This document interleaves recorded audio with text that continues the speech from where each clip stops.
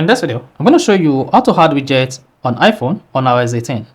So if you're using the latest iOS 18, you now have a new feature that allows you to add widgets or customize your app screen. So basically here you learn how to add widgets on iPhone on iOS 18. You can also add stacks on different widgets on your iPhone or iOS 18. So if I download this video, you found this video informative, please don't forget to like and subscribe.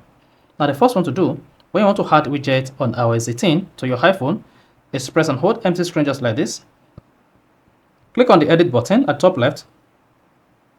Now you should see add widget. Click on that. Then you should see the widget pops like this. Then you need to scroll down and select the widget you want to add to your iPhone home screen.